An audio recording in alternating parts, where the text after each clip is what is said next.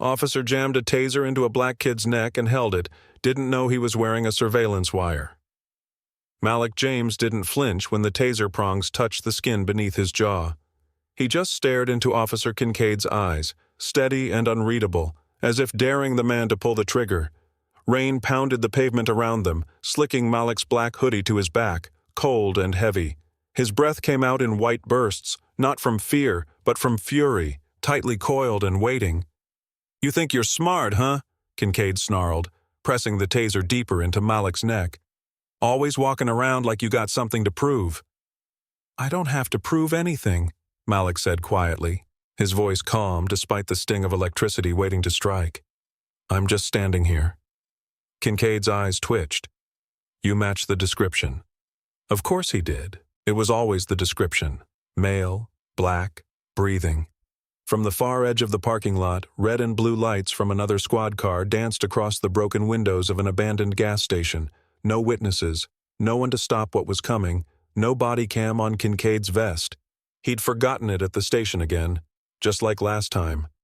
But tonight wasn't like last time. Malik's fingers, still tucked inside his hoodie pocket, curled slightly around the tiny transmitter clipped to the lining. A single press had activated it 10 minutes ago, just before Kincaid rolled up with a fake smile and that same slow drawl he used whenever no supervisors were listening. "Don't move, punk," Kincaid hissed. "We're going to have a little talk."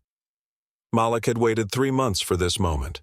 3 months since his older brother, Deshaun, was found in the river, wrists bruised, shoes missing. Ruled a suicide. No investigation. Closed file.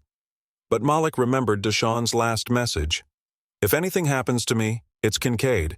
He's not just a cop. He's dirty, and I got proof." Malik found the proof 2 weeks later. A burner phone hidden in Deshaun's old duffel bag, filled with pictures of white envelopes, badge numbers, faces of known dealers standing too comfortably beside uniformed officers, names, times, payoffs, and one voice memo, "Tuesday night, 9:40 p.m. Kincaid said they're moving the stash from evidence lockup to the old gas station on Oak. Said if I say anything, I'll end up like Marcus. Deshaun never made it to Wednesday. Malik had cried for a week, then stopped, then planned. Now, with the taser trembling against his skin and rain dripping off the officer's wrist, Malik knew this was it, the final piece. "I said, don't move!" Kincaid barked, grabbing Malik by the collar and slamming him against the police cruiser. Malik let out a breath, long and controlled. "You killed my brother," he whispered. The pause was sharp. Kincaid's grip loosened for half a second. "What did you just say?" he asked. "You heard me." Malik looked him dead in the eyes. "Deshaun, you murdered him." Kincaid's face twisted. "That's slander, boy. You didn't think anyone knew, but he recorded you, and now so did I." Kincaid blinked. Then Malik said the words that made the officer pale. "They've been listening this whole time." A new set of headlights flashed from the lot entrance. A black unmarked SUV skidded to a stop, and 3 men in windbreakers and earpieces stepped out, moving fast. "FBI!" one of them shouted. "Step away from the suspect!" Kincaid spun, stunned. "What the hell is this?" Agent Torres strode forward, showing his badge as he pointed at Malik. "He's not the suspect. You are," Kincaid stammered, backing up. "He attacked me. He fit the—" "Cut the act!" Torres snapped. "We've got live audio of you threatening him, admitting to suppressing evidence and referencing illegal cash movements linked to the narcotics division." The rain couldn't hide the panic now forming in Kincaid's eyes. You tricked me," he said, voice cracking as he looked back at Malik. Malik just watched him. No words. No gloating. The agents cuffed Kincaid, pushing him to the ground beside the squad car he once used like a throne. His taser clattered onto the wet pavement. Torres turned to Malik. "We got everything. We'll need your statement officially, but it's enough to launch a full probe." Malik nodded, his legs nearly buckling as the adrenaline faded. He looked down at the cracked concrete beneath his sneakers, at the shallow puddles forming in the grooves. "Deshaun, we got him." The press conference hit every news outlet by morning.